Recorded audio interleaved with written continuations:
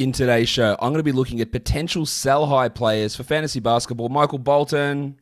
Thanks, Josh. It's Michael Bolton here, and it's time for another episode of the Locked On Fantasy Basketball Podcast. Let's get to it. Let's get to it, indeed.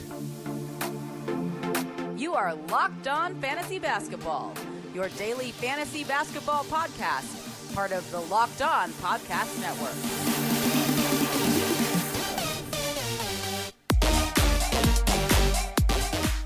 Hello and welcome to the Locked On Fantasy Basketball Podcast, brought to you by Basketball Monster. My name is Josh Lloyd and I am the lead fantasy analyst at basketballmonster.com and at Yahoo Sports Australia. And you can find me on Twitter as always at redrock_bball and on Instagram at Locked On Fantasy Basketball. Today, we're looking at sell high trades. And as always, this is not everybody who's potentially a sell high. This is not me telling you get rid of this player immediately. This is not saying trade these guys no matter what. It's just exploring and seeing what's out there, seeing whether you can flip a guy for a little bit more value. And don't be so quick to pull triggers on trades. I think that's really important that so many times people just want to do trades consistently. And I think a lot of the times it works out poorly. So just be really careful. Understand why you want to do the trade before you actually do the trade. I think that's a great question. Every time you say, well, I'm going to do this trade, like why? Ask yourself that question. And then if the answer is satisfactory, then go ahead and do it. Let's talk now about some sell-high guys in category leagues. Deandre Ayton, over the last week, is the 7th ranked player. Why is he the 7th ranked player? Well, he's shooting 69% from the field and 92% from the line. They are obviously some big numbers. He's also blocking 2.3 shots, which is a whole extra block per game over his season average. So there are some big things there that are going to come down. The usage has spiked, and maybe that can continue. Maybe he can stay at over 21% usage. There's nothing wrong with that. But a true shooting of 74, blocking 2.3 shots per game, is probably not something that's realistic for Ayton. And I think if you can find someone who looks at him as the top 20 guy that he has been close to in the past, and they want to they want to take that flyer and say, well, he's figured it out now. Chris Paul has made him better and all that sort of stuff. Do it. Trade him off for that guy, because I don't think that level of efficiency with that level of shot blocking is going to be something that he's able to continue. Like if I had the opportunity to trade Deandre Ayton for Christian Wood, I'd do it in a heartbeat. If I had the opportunity to trade Ayton for Nikola Vucevic, which you probably won't, but maybe you can. If I had the opportunity to trade him for Kristaps Porzingis, I'd do that as well. Domantas Sabonis, although we don't have an update on his knee, I'd do that one. So it really does depend on who is out there, but I wouldn't be viewing Ayton as a top 10 player or probably even a top 20 player for the rest of the season. The next guy we take a look at is Gordon Hayward. Now, I've talked about guys like Robert Covington, guys like Kelly Oubre saying, we have to be really careful about players changing teams and fitting into new schemes. But obviously, that's not a blanket statement, and that's not avoid players on new teams because Gordon Hayward's been great. Jeremy Grant has been awesome. That's not a blanket statement.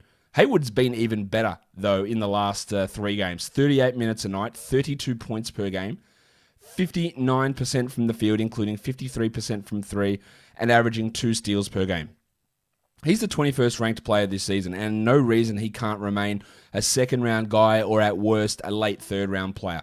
But at the moment, over the last week, he's the 10th ranked player, and that high level of scoring that he's putting up is not something that I think we can rely upon really in any sort of way. He shot over 53% in 4 consecutive games, so there's going to be some come down there for Hayward for sure.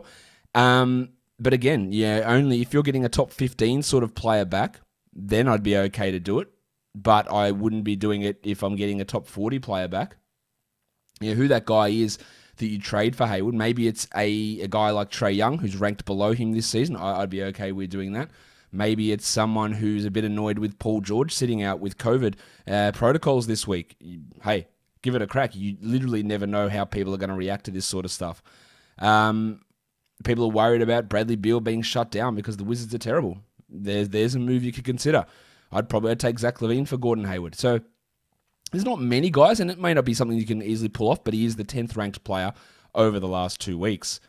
The next guy we take a look at is Don. Is good. Don Mitchell.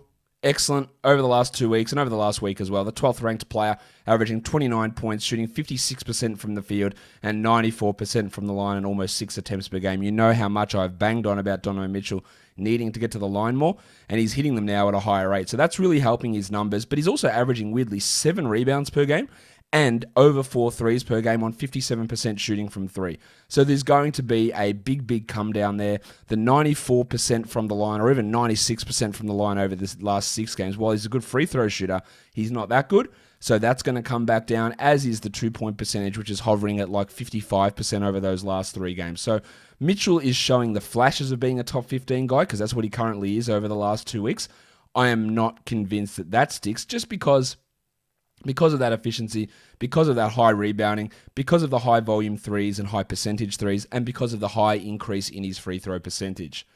The next guy we take a look at is Deandre Hunter, who's been awesome this season. There's no doubt about that, and I was way off on him to begin this year. Like, I did not see any of this coming. But over the last 2 weeks, he's the 18th ranked player.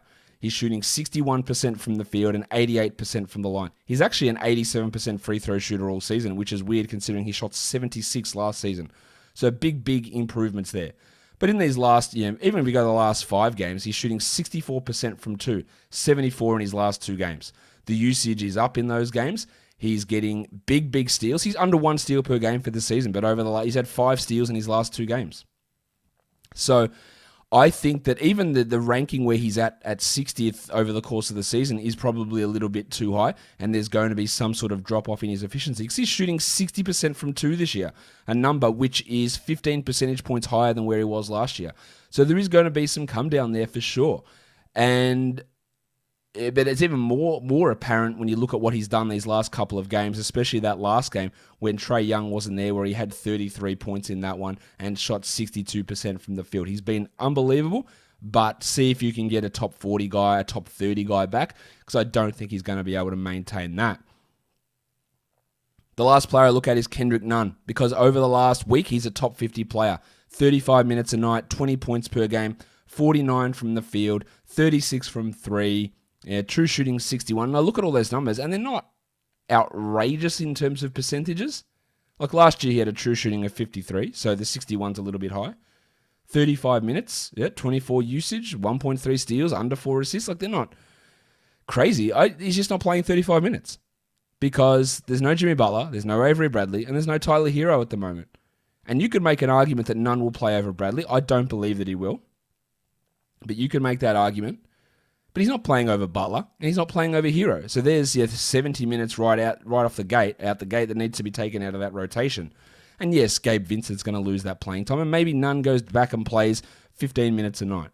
But at the moment, if you've added him, which is a really solid short-term move, if you added him, try and flip him. Use the second in Rookie of the Year argument. Talk about Avery Bradley being trash. Talk about how can you deny this guy is so good. Whatever you want to talk about, but just try and get any sort of top 100 guy back for a player like Kendrick Nunn, and I think it's going to end up being a win. Target guys who are even out. Davis Bertans, Wendell Carter Jr.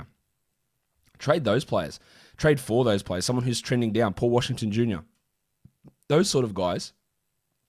I think they're some pretty good options for you to try and attack with Kendrick Nunn if he is on your team. Let's have a look at some points leagues options now. Clint Capella, this probably goes across for categories as well, but over the last week, he is the number 1 player in points leagues, averaging 74 fantasy points per game, 20 points, 23 rebounds, and 7.5 blocks. Obviously, they're ridiculous numbers, but even over the last 5 games, he's the 3rd-ranked player, averaging 58 fantasy points. He has been doing it without Danilo Gallinari and without other players in this rotation, and playing a lot more minutes without Gallinari because it's meant fewer minutes for Collins at center. So these 35, 36, 7-minute nights that he's playing, I'm just not sure how sustainable it is. He's had double-digit rebounds in every game, bar the first one of the season where he played only 20 minutes. He's getting a lot of blocks, obviously, with 22 blocks in his last 4 games. But interestingly, before those last 4 games, he had 3 blocks in his prior 5 games. So obviously was going from a slump to an absolute flood of blocks.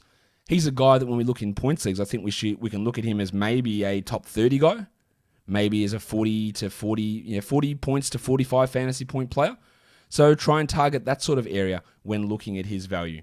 Gordon Hayward, another guy there for points leagues. He's averaging 49 fantasy points over the last week. For the reasons I mentioned before, I think there's going to be a bit of a reduction in his production. While Aaron Gordon, over the last week, the 28th ranked player, averaging 14 points, 10 boards, almost 8 assists, which accounts for 41 fantasy points. They're really good numbers. The assists, the bump in assists from Gordo, I do think is relatively real. And there is scope for him to be a better scorer. But he's also averaging 2.3 blocks over the last 3 games. And that's something I don't think is going to continue. And the 10 boards per game is probably a little bit high. I think you look at him as more of a 37 to 38 fantasy point producer. So it's not a huge sell high window that you've got there for Gordo, but it is something that we can pay attention to and something that you can try and exploit here. Enes Kanter, another guy who over the last week is the 38th ranked player. Big boards, 28 minutes, 11 points, 15 rebounds, 1.5 blocks. His block rate is actually much higher than it has been in the past. This year and last year, he had a pretty decent block rate. But this is more just here looking down the track because Jusuf Nurkic is going to come back at some point, and then Kanter's going to go back and play 17 minutes a night. So unless you're getting given a top 70 type player in a points league for Kanter, don't do the trade. Try and get that top 70 guy. Try and switch that up. So Nurkic was trash. Mate, Josh Lloyd doesn't know what he's talking about. He says Nurkic is good. Nurkic is useless. One of the worst centers in the league. Kanter's going to keep that job. Use that, whatever. And get rid of Kanter. But try and get top 70 back. And if you don't get it, if you're getting a back-end guy, just keep him. Write it out and then see where it goes from there. And the last guy I want to talk about is Aaron Gordon's teammate, Evan Fournier, the top 50 player in the last week, averaging 36 fantasy points, 22 real-life points, and 6 assists per game on 28% usage. It is a little bit hard to trust that level of usage and that level of scoring from Fournier. Now, he's going to have opportunities, obviously, because of the absence of Markelle Fultz, the absence of Jonathan Isaac. Not that Isaac's a big offensive player, but the fact that there is just extra opportunity there for Fournier is important. But he's shooting 42% from 3, which is probably going to come down. And I'm also not ready to trust 6 assists per game from Evan Fournier. I think we can look at him as maybe someone who is a top 100 points league guy, a 28 to 30 fantasy points per game player, but not a 36 points guy, which is what he's been averaging over the last week. Guys, that'll do it for me today. Don't forget, subscribe, Apple Podcasts, Google Podcasts, Stitcher, Spotify, and on YouTube. Guys, we are done here. Thank you so much for listening, everyone. So yeah.